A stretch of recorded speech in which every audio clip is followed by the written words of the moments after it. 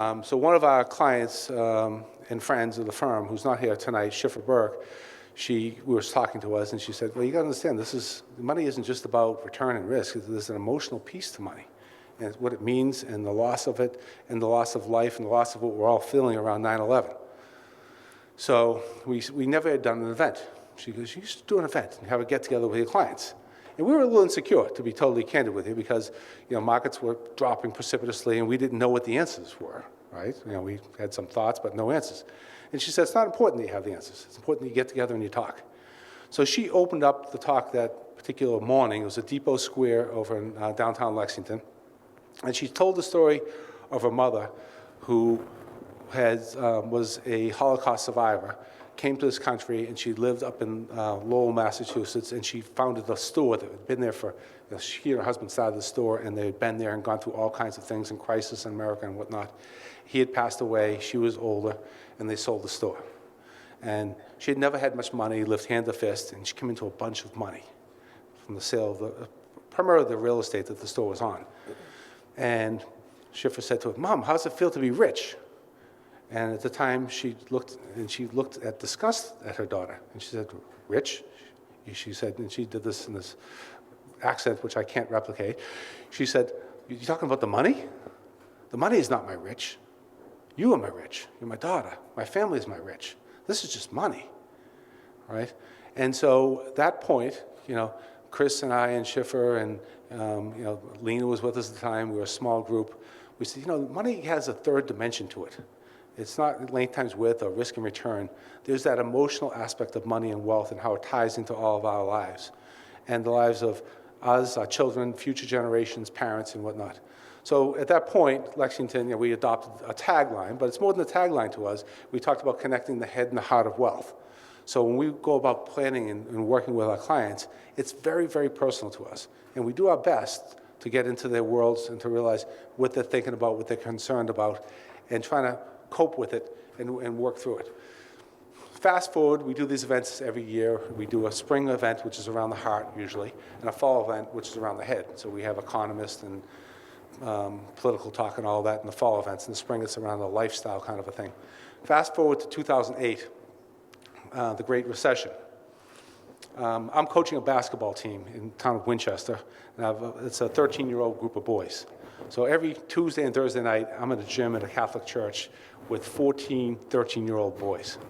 We have an event the next day. The market's tanking, doing horribly. And picture having, there was no one else there with me that night, so they're all rambunctious 13-year-old boys. So I'm trying to teach them to pay attention to what they're doing. And they would always be out in the court like everyone was like, pass to me, pass to me. I'm like, you don't do that, right? You want the ball, you look them in the eye, and you clap. And I did this loud clap, and you say, ball. Well, I did that, and there were 14 balls came flying at me at once. Hit me in the head, the chest, you name it, right? My nose. So we walked into the event, 2008, the market's tanking, and I've got like a black eye, a hanged up nose, and so on and so forth. It wasn't a pleasant event. People thought it was a disgruntled client. It was not. But the lesson learned, I think, and what we always tried to teach our kids in sport, and I always conditioned the heck out of our kids, because my kids were not the most talented basketball players, so I always got the kids who were pretty good athletes but not great at basketball. So I always tried to really condition them unbelievably. So when the other team was getting tired later in the game, they'd play crazy defense because they were in really good shape. And I always built the case, you can't play great defense with your head down, you're not looking up. What happened to me is I kind of fell asleep a little bit. My head wasn't up, I was busy doing what I was doing. So in my view of the world, right now, if I pull yesterday's or today's Wall Street Journal, you see the headlines, you see markets doing these kinds of crazy things. There's crazy politics, there's Ukraine, and all kinds of things going on in the world. It's a time, I think, when people want to isolate a little bit and take their head and put their head down a little bit and just kind of hunker down and figure out what I need to do. I'm arguing maybe it isn't. Maybe it's the time to pick up your head. So I do get a chance to kind of meet some cool people. So I met Tony Blair for the second time last week in New York City at a JP Morgan event, and I met him 7 years ago. So I walked up to Tony Blair, and I said, Tony, it's Mike Tucci. Remember we met 7 years ago? And he goes, of course, Michael, how are you doing? And I go, you are a good politician. And he just looked at me and smiled, right? But in his talk that night, he talked about several things, right? So he talked about, someone said, what's it take to be a great leader? And I think the world of him. I've heard him speak a few times and really like him. And he said, oh, leadership's about strategy and team. But he said the third thing, which I'd never heard before. And he said it's about temperament. And if you think about that, in so many things in life, it is about temperament, right? How you handle something when things are going well, how you handle things when things aren't going well. What's your leadership style? Can you deal with things that aren't going right, and how do you handle it? It's easy when things are going well to handle things well. But when things aren't going well, how do you handle it? And he talked a lot about temperament as a leader, right, for him. And he made a comment. His comment at the end of it, someone asked him a big picture question. And he said, what's the future? Who's going to do well? And what's going to be the key ingredient to doing well in the future? And his comment was this: the future belongs to the open-minded. I thought, I had my little iPad, I was taking notes. I think it does. The future belongs to the open-minded. So one last piece I'll leave you with before we jump into looking towards the future this evening. A friend of mine runs a Bill Gates company. It's a startup. And there's a quote that Bill Gates made several years ago he reminded me of recently. And Bill Gates' quote is this: we always overestimate the change that will occur in the next 2 years and underestimate the change that will occur in the next 10. Don't let yourself be lulled into inaction. So, those thoughts, and we've got our friends here from ARC tonight. And, Tom's going to lead it off. ARC is a manager which is a very aggressive manager, some have said, and they look to future and future technologies and whatnot. And we're not here to have an investment conversation this evening. But what we're here to do is think about the future and future technologies. Because even looking back to 2000 or 1995, or I remember using email in the 90s when I was in grad school, thinking I was so cool because I got my email to work, right? But think about the world, right? And Christine's shaking her head. She goes, you still have a lot to learn, Mike. I know I do, Christine, right? But, if I'm thinking out not the next 2 years, probably less will happen than we think will happen. But 10 years from today, you wonder what can happen.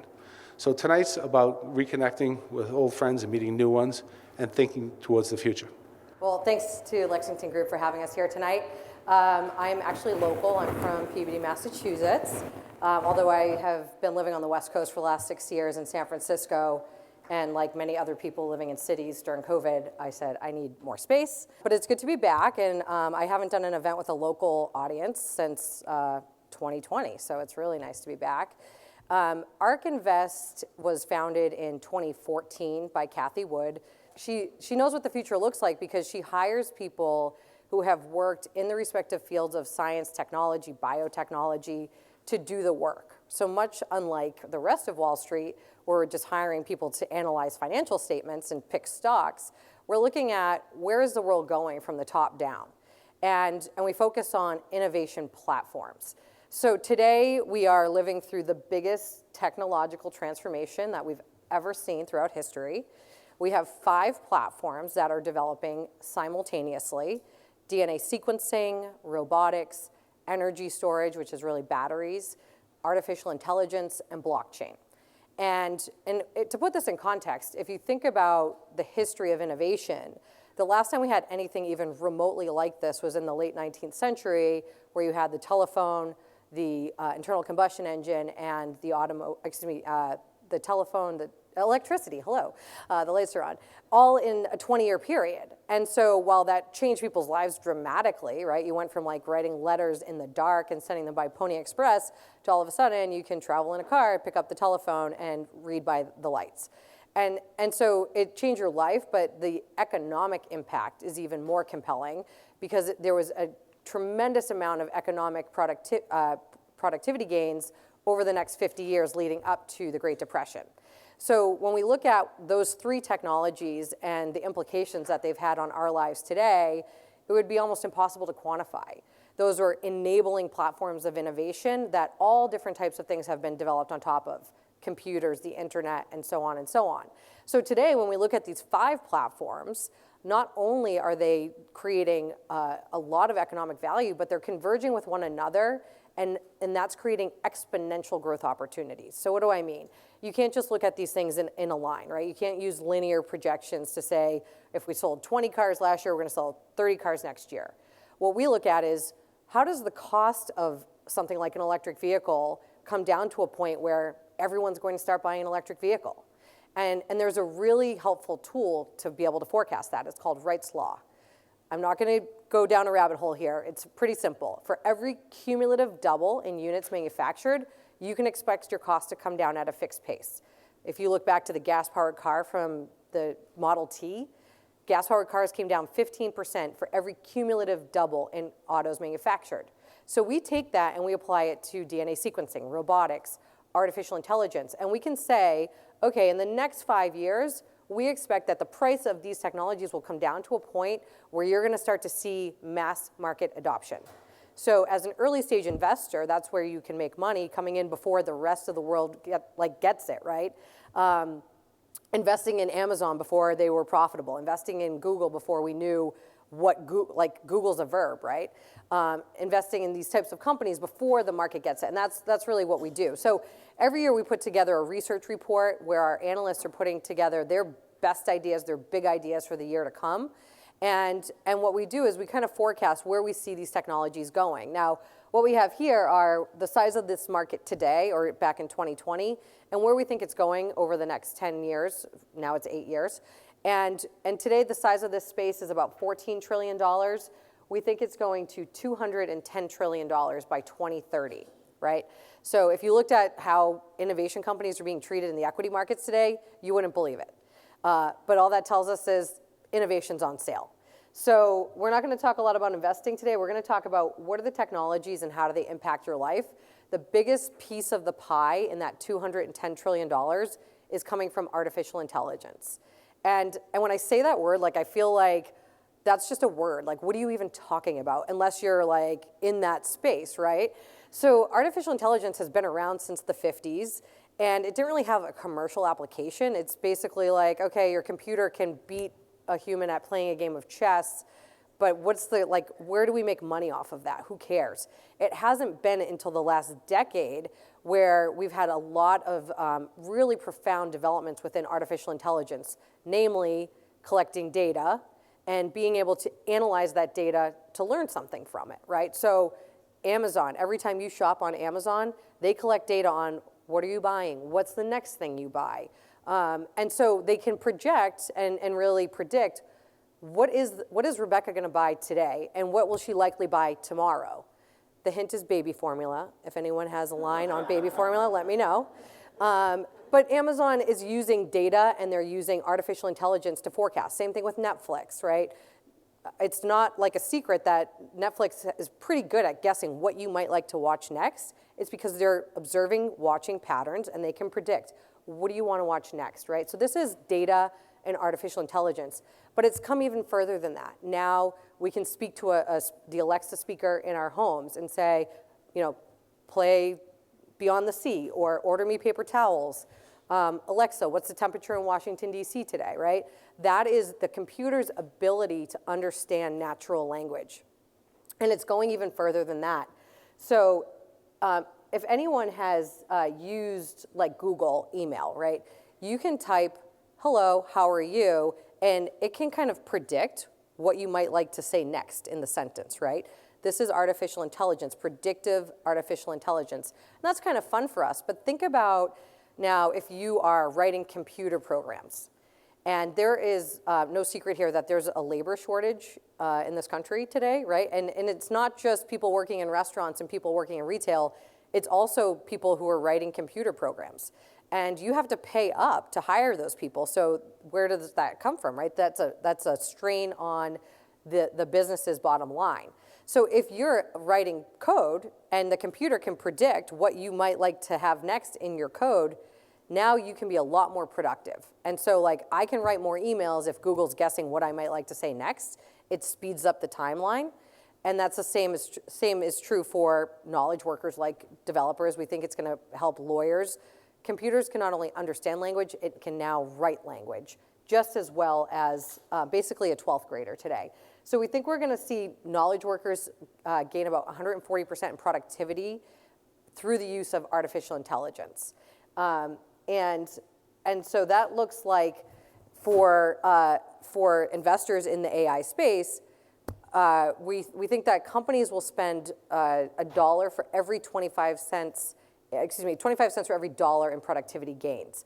So a massive opportunity here. What I think is the most compelling thing on this chart is our forecast versus what the rest of the street is saying, right? So our consensus is always going to be higher because we don't look at the world linearly. We look at the costs coming down. 5 years ago, if you wanted to implement artificial intelligence, like if you're a coder and you want to use predictive analytics, it would have cost $875 million, right? So that's not really in the budget for a lot of companies. Today it's about $4 million, so maybe more companies are spending money, but if you're like an academic or a researcher working at a university, you probably don't have $4 million in the budget. But we're forecasting that this comes down to $500 by 2030, and at that point, it's table stakes. Every company in every industry in every sector is going to integrate artificial intelligence into their business so they can get really good at predicting what's next. Are you buying paper towels? Are you watching Narcos? What's the next line of code, right? So it's all about predicting and making us more productive. So that's the boring part. On to the fun stuff. Well, this is fun stuff too. So this is going to grow from $2.5 trillion to, we believe, $87 trillion in market capitalization by 2030. So digital, I just want to put that out there because it is it's really the enabling technology that applies across all of the other innovations. So digital wallets, anyone have Venmo? Okay, yeah, like everyone. If I was asking that question 5 years ago, it was like maybe a fourth of the people. Someone's getting called out for not having Venmo up here, I see. But you probably have Zelle, right? So no, okay. So digital wallet is a bank branch in the palm of your hand. And when we think about like where does innovation take hold, where does a new technology take hold, oftentimes look to the emerging economies. Innovation, we love to say this, innovation solves problems. If you lived in China 6, 7 years ago, you likely did not have a bank account at a brick and mortar bank branch because they don't really have a lot of those. Unlike here where there's a bank branch on every corner, right? So it was basically, and they didn't have the credit card infrastructure either. So it's all cash and it's basically cash under the mattress. But within 5 years, they had massive smartphone adoption. Call it 75 to 85% smartphone adoption. And once all these people had smartphones, they had access to apps where they had access to financial services, direct deposit, checking, mortgages, loans, buy a pizza, get a taxi. And so everything in China is done on an app in your phone, whether you're 10 or 90. No one's carrying cash, no one has a wallet. And so this is where we think we're going directionally. We're not forced into having Venmo or Zelle here because we have bank accounts, checking accounts, but ask your kids, right? Did they want to, have your kids that are in their 20s gone to a bank and open a checking account? They're probably like, what is that? Right? My sister-in-law works at the Liberty Bay Credit Union, and one of her customers brought their 18-year-old daughter in and said, this is how you write a check, and this is how you cash it. And my point is, like, she doesn't need that because you can take a picture, but the check is going to go by the wayside. It already has, like, let's face it. But I lived in San Francisco for 6 years. I paid my rent through Venmo, right? So that's where this is going. And when you look at the adoption is actually really surprising. It's not as far away as we think it might be. This is JP Morgan, right? So one of the biggest banks in the United States. They have about 60 million customers. It took them 40 years to get there, and they did it through multiple acquisitions of other institutions. Venmo and Square, so Square is Cash App, got to 70, 80 million users in under 10 years, right? So the pace of adoption. So I said, maybe your kids don't have a bank account. They most likely have Venmo, and furthermore, they probably asked you to download Venmo too, right? Because they want you to send them money. That's right. So if your kids are at college, they're like, send me money. They're not like, Mom, follow me on TikTok, but they're like, Mom, download Venmo. I want money. So this is where the future is going. And furthermore, it makes a lot more economic sense. Bank branches cost $500,000 a year on average to operate for one branch. Where does the economics of that trickle down to? The consumer. The cost of acquisition for a Venmo or a Square's Cash App has come down to about $5 per customer. It's $750 on average for the biggest banks to bring on a new customer. And if you factor in that $500,000 a year that they're paying for each branch, then the cost of acquisition, again, filtering down to the customer, $2,500. So like when we talk about the future, it's not just about innovation, it's about disruption. Which companies are going to cease to exist and which companies are going to replace those companies as they cease to exist. If you're a bank branch and you're not thinking about this, it's not enough just to have like a Bank of America app, because Bank of America's app doesn't talk to, I have Salem 5, small little regional bank, if you guys know it. I had it throughout California. I'd never had to walk into a Salem 5 branch in 6 years in California, so it was easy for me. However, I couldn't pay my rent to my landlord who had Wells Fargo at the time, so I had to use Venmo. So the point here is that the platforms that win are the ones that are agnostic to the financial institution. So having a Bank of America app on your phone is great and it's very convenient, but that's not the future of financial services, not wealth management. That's a different topic, and you need a human to talk you off the ledge when you want to sell when the market's going down. So when we talk about what we've seen in China, right? The whole entire economy has gone digital. So again, you have a dashboard on your phone, and you can take out a loan, mortgage your house, pay for a taxi, pay for a pizza, whatever it is, it's all being done through an app on your phone. So if we look at the globe and we say 50% of people around the globe that have a smartphone download one of these digital wallets in the next, now it's 4 years, that would be 2.7 billion people globally would have a digital wallet. And if you're doing all of these different financial services on that wallet, the value of you as a customer for your account would be $3,800. That's like the high end of it, right? So let's say you only unlock 50% of the opportunity for you as a consumer. That would put us, so at 50% of the opportunity being unlocked, we're looking at a $5 trillion opportunity for digital wallets around the globe in the next 4 years, right? These are big numbers. That's what we call them big ideas. And it's not happening in 30 years. It's happening today because it's better, faster, cheaper. You don't have to go to the bank. You don't have to worry about having the same financial institution. And that's what really drives adoption of technology, is when it's better, it's easier, and it's cheaper, right? I was on a call yesterday, and this economist was saying, electric vehicles is really interesting. Maybe this isn't the right time to talk about this, but just as an aside, he said electric vehicles is really interesting, and I was very out of character watching Channel 4 News on Monday night. I try not to watch the news because I think it's bad for the psyche. But Channel 4, the top two stories were electric vehicle sales searches going up like 100% in this year as gas prices went up. And the second one was the integration of robotics in a local warehouse and how the workers had these massive productivity gains.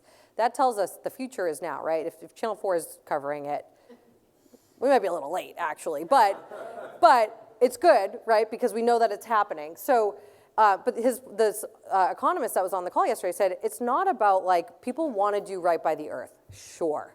But if you're wondering, am I investing in electric vehicles because I think people are earth conscious, you're asking the wrong question. The question is, what does it cost me? And that's why, and I'm gonna go right to electric vehicles and come back to gene editing. I promise it's my favorite topic, I won't skip it.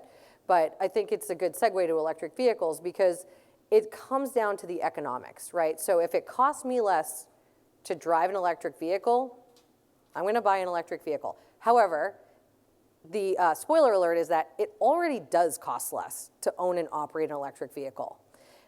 But most of us are not doing that complicated math when we go car shopping, right? At least I'm not an engineer, so I don't like get into all the, the tiny little numbers like what's my electricity usage versus my gas. However, if the next time I go car shopping and the sticker price of the electric vehicle is cheaper than gas, shout out to Tesla, I know they're outside, this is happening in the next couple of years, then why would I buy a gas-powered car, especially with gas prices where they are today? And that's why we're starting to see a change in behavior. Some people are doing that complicated math, but once the sticker price changes, that's where you're really gonna see a lot of economic value unlocked. So again, when we look at Wright's Law, which is our forecasting tool, for every cumulative double in batteries manufactured, the cost is coming down 28%. So the most expensive component of an electric vehicle is the battery. It's about 25% of the cost. And that's been the limiting factor. That's why we haven't seen a proliferation of electric vehicles because of this cost. But as this cost is coming down by 28%, we're forecasting that by 2023, so that's next year, you'll have price parity. So it will be the same price to buy the gas version Toyota Camry versus the electric. We think that fully electric, not hybrid, wins out here, by the way. But, and then by 2025, when you go car shopping and you have an electric vehicle on the left and a gas-powered car on the right, and the EV's cheaper in the showroom, you're gonna buy the EV. And I know what you're thinking, well, not if I can't drive across the country because of range. You already can do that. You can already drive cross country. There are charging stations at every hotel, at every national park, and the infrastructure builds as you have adoption. We didn't have gas stations on every corner before we had everyone driving cars, right? So as adoption comes, so does the infrastructure build out. But it doesn't, it happens overnight. And most of the traditional automakers, they won't all survive, but they have all come together to create universal charging stations. So they'll build out that infrastructure together. So we are, again, we're looking at disruption, and I guess we call it creative destruction, right? So you have innovation, which is innovation disrupting existing industries. We look at gas-powered car sales, down 2018, 2019, 2020. Slightly up in 2021, but that's because people were moving out of the cities and they were like, okay, well, I still need a car. Maybe I'm taking more road trips. Maybe, I moved out to my vacation home. But we think this is an anomaly, and we've already started to see auto sales dropping this year. But you see electric vehicle sales going up. This is a pretty significant dispersion between gas-powered car sales and electric vehicles. And if you're only investing in like the index, right? You only really have, Tesla's been added to the S&P recently, in the last couple of years, but you have a lot of assets that are exposed to automotive, traditional automotive. And so this is what we want to be thinking about, not only like where is the opportunity, but who stands to be disrupted. So we believe that electric vehicles are going to grow to 40 million cars sold. If anyone's test-driven a Tesla or owns a Tesla, it is pretty amazing, the technology. I mean, I spend a lot of time driving with our sales team, so I travel all over the country, and some of our drivers are better than others, Tom. But we have a wholesaler in Southern California, and he is doing everything but looking at the road. And thank God he drives a Tesla, so it's in autopilot. We're on the 405. He's going like 90 miles an hour. Traffic stopped short, and the car stopped short. And he was like, oh. And I was like, thank God this car is in autopilot, because we would be in the trunk of the car in front of us. So, again, it comes down to economics. We think it's going to, what will really drive adoption of like, do I want to be the first person in a car without a driver in the front seat? Maybe not. But the economics will be too compelling to say, I guess I'll try it. But it actually is safer, because these are robots on wheels. They don't text and drive. They don't drink and drive. They're not speeding. It's safer. So, but it does come down to the economics. So if you think about personal car ownership, it costs you 70 cents per mile to own a vehicle. And that has been the same since we went from the horse and buggy to the first internal combustion engine. So we really haven't, on an inflation-adjusted basis, we haven't really had a change in the cost of car ownership in 100 years. And so what have we had today? We've had ride sharing, Uber and Lyft, and we have taxis. But these are really expensive ways to get around. It's $2.50 a mile on average nationally to go in an Uber. It's more expensive. My other colleague took a taxi here from Logan Airport, $3.50 a mile to take a taxi, and it's not a pleasant ride, right? Like, I don't think we can argue that. So if you take the human out of the car, and you also factor in, like, we only drive our cars 5% of the time.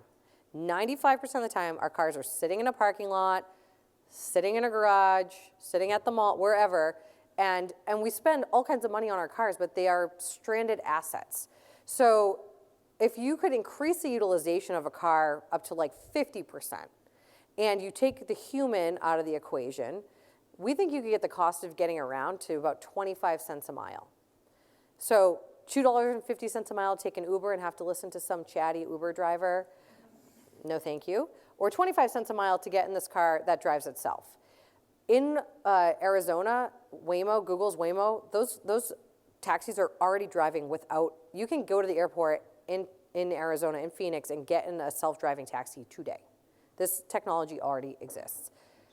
However, that's not really scalable because there's different types of technology that you can use for self-driving. And Waymo's technology relies on mapping the local geographic area. That's not really scalable, right? Because then you have to go to every geographic area to teach the car how to drive itself. Then you have Tesla, which they're using, basically their technology is like having a brain in the car. The car can make decisions without knowing, without having pre-existing knowledge of the geography. It has sensors that can say, okay, that's a stop sign, that's a rolling ball, that's a child, and this is how you make a left turn. And furthermore, those cars are learning. There are almost 2 million Teslas on the roads today. This is not a Tesla pitch. This is just like Tesla is leading the technology in self-driving cars because they have collected data from all of those 2 million cars on the roads today. They've been collecting data since like 2012, right? So when you look at how do you train a car how to drive, you need data to train it, right? It's just like Netflix training their algorithms. How do we project or predict what you might like to watch next? Tesla is using data to train their cars. How do you make a left turn, right? So every car on that road today is on the road today is a mini data center. So all that means is they don't have to go region by region. Once they get to the ability to have those cars drive themselves completely, they can scale a self-driving ride-hail platform all over the country, all over the world, really, wherever there are Teslas, Teslas are available today to basically come and pick you up. So if you own a Tesla, we think you could actually send it out to give rides while you're sitting here and make money, right? So that stranded asset now becomes a revenue generator for your household. And you can have an extra glass of wine because the car will drive you home. Perfect. Okay. So we think that, if you look at the future of transportation, the value is going to accrue at the platform level for ride hailing. I was like, wait a minute. So what we've done here is we've kind of looked at like what industries will suffer, and medical revenue, right? Because it's safer. We think there's going to be a lot fewer accidents. Insurance, right? Tesla is actually able to insure their vehicles at with like a really granular assessment of risk because they're collecting data. They're not just saying, what is your what are your points on your driving history? Do they still do that with insurance? I don't even know. They do, okay. They're not just looking at the point. It's like, okay, I'm not gonna go down a rabbit hole. But my point is, Tesla can collect data and say, we can insure these cars ourselves. So they could disintermediate the insurance industry. There could be disintermediation to the medical field.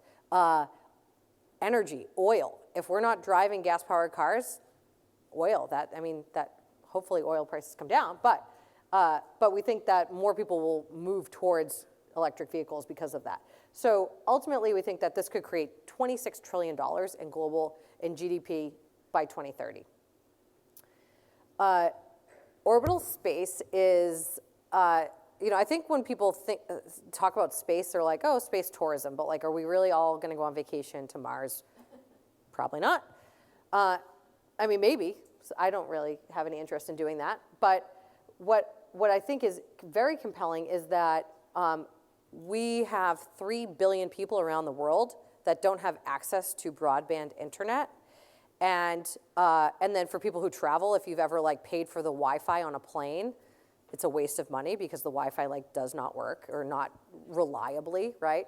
So that's because the satellites that are bringing Wi-Fi down today are 20,000 miles above the Earth's surface, and there are only 3 of them. And we haven't those were launched 40 years ago. We haven't launched more because it's so expensive to send satellites up. However, the cost to launch those satellites has come down dramatically because we can now reuse the rockets to launch them.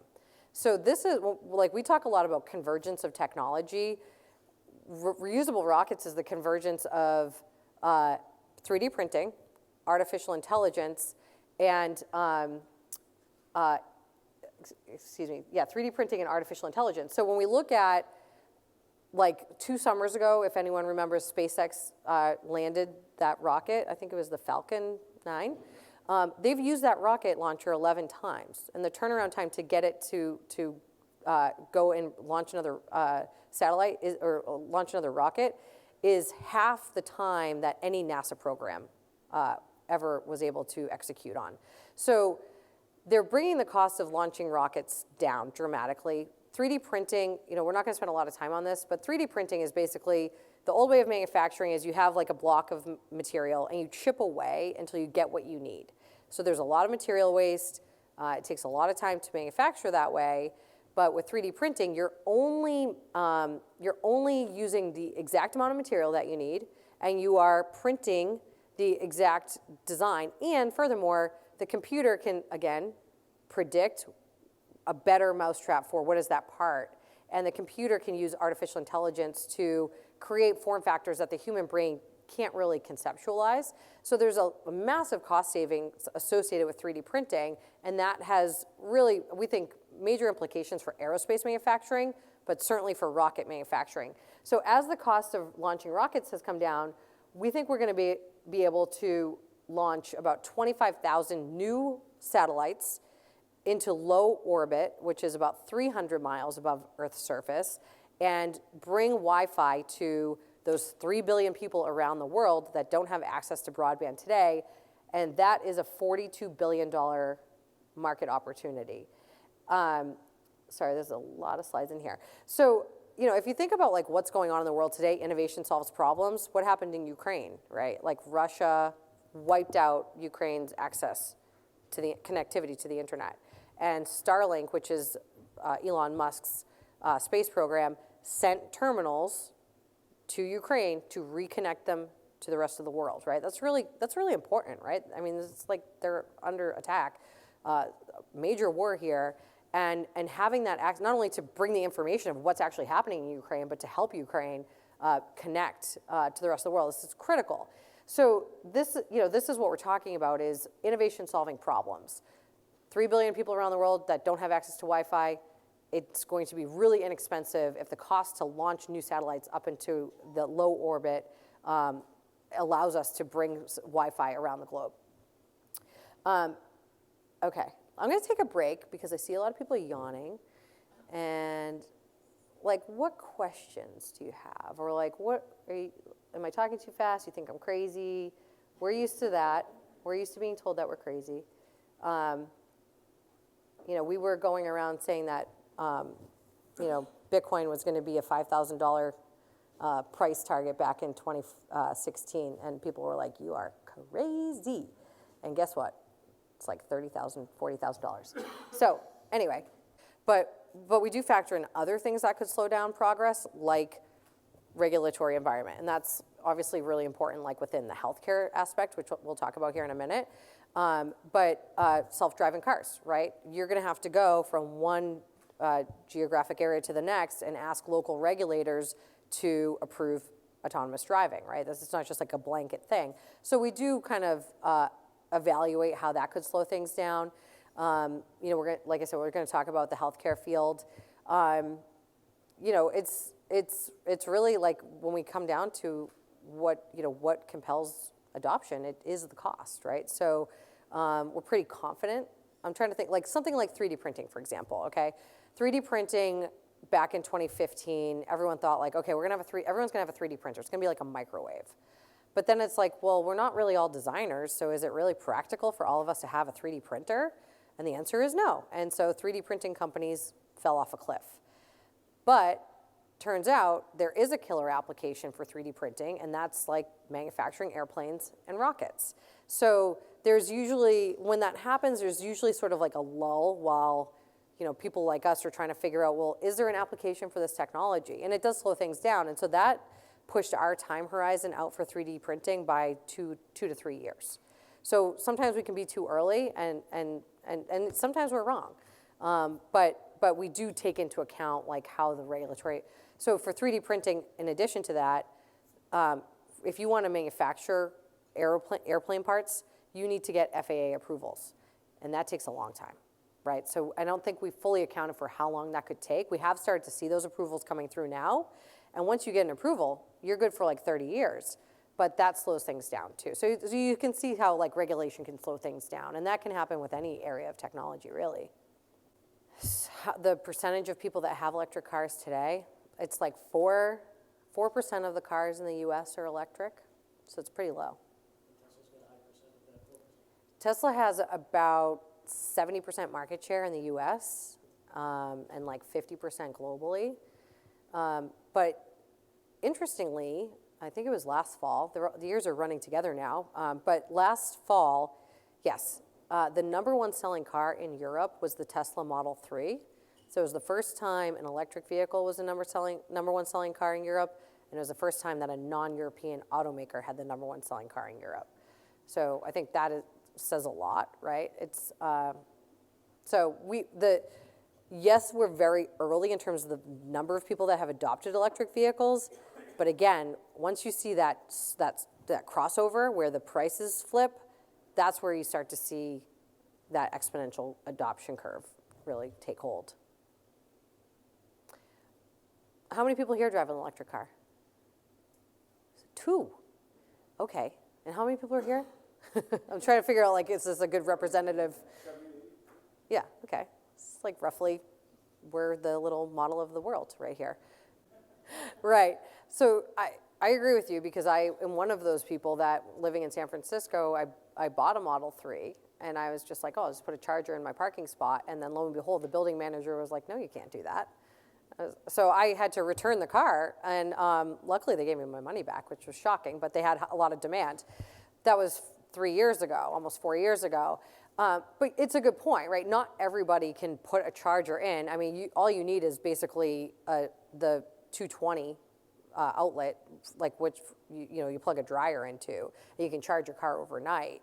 But maybe not everyone has access to that. We're not saying every single person on the planet is going to drive an electric car, but I do think the data here is showing you that gas-powered car sales are already declining and EVs are already increasing. So we're already starting to see that trend happening.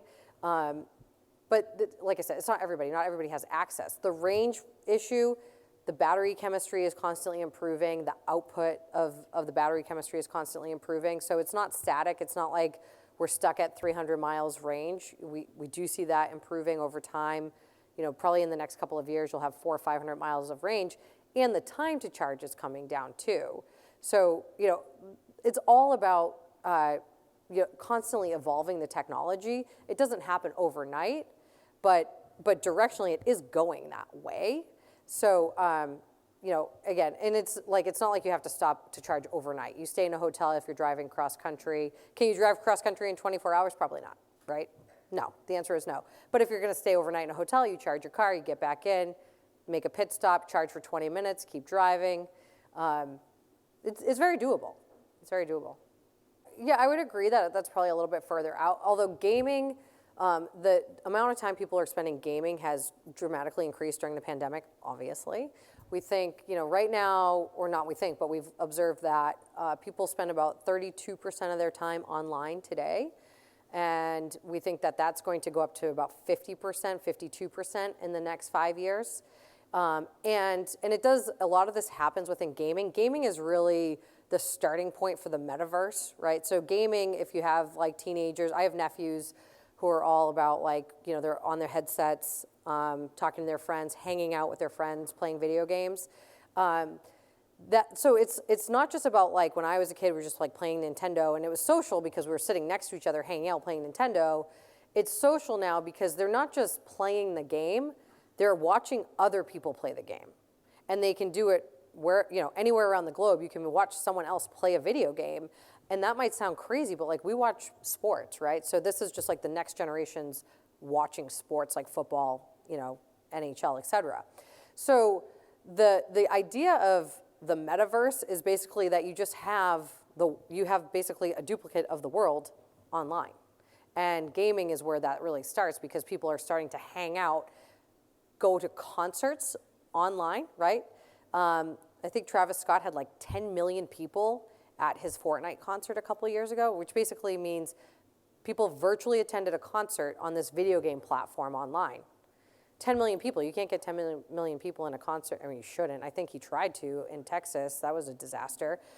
But you know, you can't get 10 million people into a concert venue, right? So it's a completely different, like in terms of scale and bringing people together. But we think that people are going to basically socialize, work, live, play in these virtual worlds.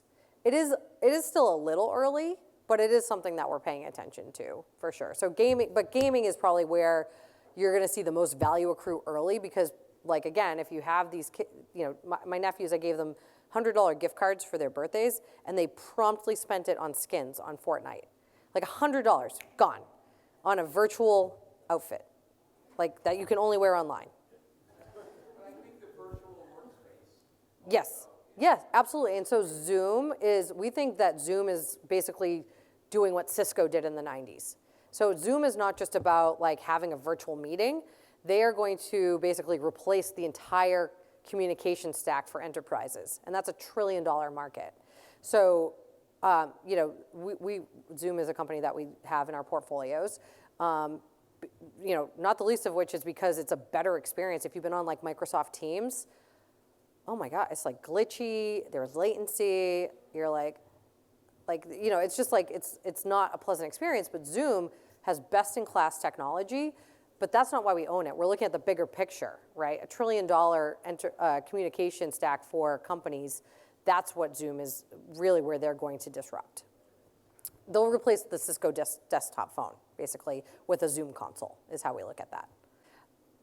Okay, so gene editing, this is my favorite topic to discuss, and it's really interesting because we're so close to Cambridge where a lot of these companies are developing this technology.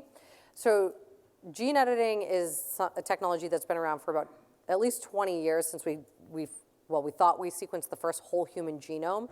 Your genome is basically the blueprint for you. So every living thing has a blueprint, and you know, it determines like how tall you're going to be, what color eyes. But there's also mutations that occur in our blueprint, typos in our blueprint, if you will, that cause disease. So one mutation in our genome is responsible for about 10,000 genetic diseases. So a single mutation in the genome has 10,000 different diseases that it causes. And those 10,000 diseases are 2% of all genetic diseases, right? So long story short, there are a lot of diseases that we can find in mutations in our DNA, like diabetes.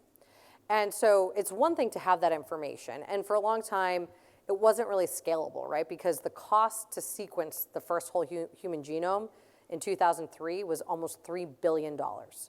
So when we talk about the cost decline, today it's under $1,000. You know, if you are, you know, you have kids or grandkids that are having babies, you can get a prenatal screen to see what genetic mutations your future child might have. And you know, you can see that by taking a $99 genetic screen, right? So this is really helpful information, right? And if you have a mutation in your DNA, your partner can get a DNA test, and if you both have the mutation, then you know, they can take measures to figure out how to deal with that. So it's really, it's helpful to have this information. And what we have seen in the last couple of years is this technology called CRISPR-Cas9. Basically, it's scissors that go out and cut mutations in your DNA. Or, yeah, obviously I'm grossly oversimplifying this technology, but like I think about it like this. If, in fact, your DNA is a blueprint, it's on a piece of paper, and there's a mistake, you can take your cursor to that mistake, add, edit, delete. Correct the problem, right? Correct the mistake. And in the last couple of years, we've actually been able to go and correct the mistakes in patients who have had beta thalassemia, sickle cell, There's a company in Cambridge called Intellia that's working on TTR. So they were able to go out and fix those mutations and cure those diseases. So medicine has historically been all about a lot of guesswork and a lot of trial and error.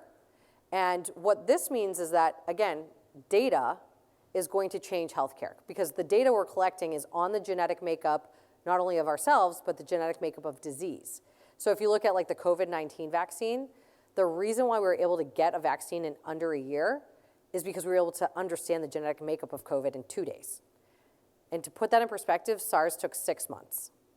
So we collapsed the time. SARS was in 2003. So in 20 years, we've collapsed the time in understanding the genetic makeup of a disease by 6 months. So when you're a big pharmaceutical company, big biotech company, and you're trying to develop a vaccine or a new drug, so we believe that there's going to be massive R&D spend on implementing this technology because if you look at the average turnaround time for a new drug, it's like 10 years. And this vaccine took 1 year. How can you compete with those timelines if you're not integrating this technology? So there have been other iterations of gene editing technology, ZFNs, Talons, and CRISPR. The bottom line here is that CRISPR is about $30 per edit. The previous types of gene editing were in the thousands of dollars. They took years and years of computing power, slow turnaround times. CRISPR basically takes a few hours, $30 per edit. So all of these thousands of genetic diseases that we're talking about, they typically don't have, no big company is spending money trying to treat those diseases because they typically affect less than like 200,000 people, so they're called orphan disease. And that's not like a big revenue generator for a company to spend all this money and time developing a drug that for something that's only affecting 200,000 people. But if you can edit that out for $30 per trial, per edit, you could address all 10,000 of those diseases, right? So we think that this is a huge opportunity. We think it's going to grow to about $1 trillion in market cap by 2026. What's more interesting is not just that we are collecting this data and that we can now go in and make edits, because there are things that happen like unintended consequences of editing, but now there's iterations of gene editing where you don't have to split the double helix, so you're not having those unintended effects of editing. So basically all we're saying is it's getting safer and safer to use this type of technology to cure diseases. And we're getting beyond just understanding our DNA, but we're now also able to understand our RNA, the messenger proteins. Proteins, like, so for example, recently Mass General and Harvard did a study where they were able to identify a protein that the buildup of this protein ultimately causes Alzheimer's. So understanding, if you can identify the buildup of that protein, you can identify Alzheimer's early stage, right? So think about how profound that is, not only to get ahead of it, but to develop, if you understand the proteins that cause Alzheimer's, you can use artificial intelligence and data to create a treatment for Alzheimer's, right? These are big things we're talking about, right? So I'm not going to go into a rabbit hole about this. What I think is more interesting within genomics is not only are we curing diseases through gene editing, but there are new types of therapies where we can actually take our own cells, our own immune cells, and re-engineer them to identify and fight things like cancer, right? So the first diseases that we've used this technology are liquid tumors, so like non-Hodgkin's lymphoma. So 5 years ago, actually it's probably 7 years ago now, there was a study of non-Hodgkin's lymphoma patients who were stage 4 terminal, basically, death sentence, and they were given the right to try this new drug by the FDA, and it was Novartis did the trial. So they had, I think it was like 115 patients, and 6 months post-trial, 45% of the patients in that trial were in remission, right? So deathbed to remission. And then today, 7 years later, 75% of those 45% are still in remission, right? So what do? We took our own T cells, we re-engineered them to identify and fight cancer. Our own immune system doesn't do that because cancer is cell regeneration. It looks healthy. So our immune system is like, okay, that's good, keep moving. But if you can train your cells to say, no, that's cancer, that's bad, and you can create little armies of cells that can go attack cancer and wipe it out. So that's just one example of a new type of therapy within healthcare, within cancer, which is a massive market. Another aspect of how we're using technology to fight cancer is early detection. So liquid biopsy, coming back to DNA sequencing, you can take a non-invasive blood sample and screen it for tumor DNA. When you have a tumor, it sheds DNA into the bloodstream. So if you take a sample of your, a blood sample, you can be looking for tumor DNA, which means you could identify cancer at stage 1 versus stage 4. You don't have to wait till you see a tumor, feel a tumor, see something suspicious in a CT scan. If the cost of sequencing is coming down, it's below $1,000 today, going to $200, you could be just taking a blood sample once a year to make sure you don't get cancer, right? It's like 66,000 cancer deaths in the US a year. So healthcare is going through a massive transformation today, and it's all based on this foundational technology of DNA sequencing. I think I have taken my time.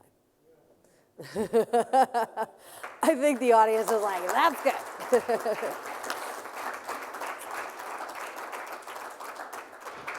So I hope you all enjoyed that. To me, it's fascinating about where the world is and where it can be going. And, again, to my metaphor earlier on, if you just have your head down and look at your feet, you're not going to see any of this stuff. So I think it's an optimistic note. And the Alzheimer's piece, you weren't looking at me, I hope. No. One of my clients said to me, I don't have Alzheimer's, I have sometimers. So thank you.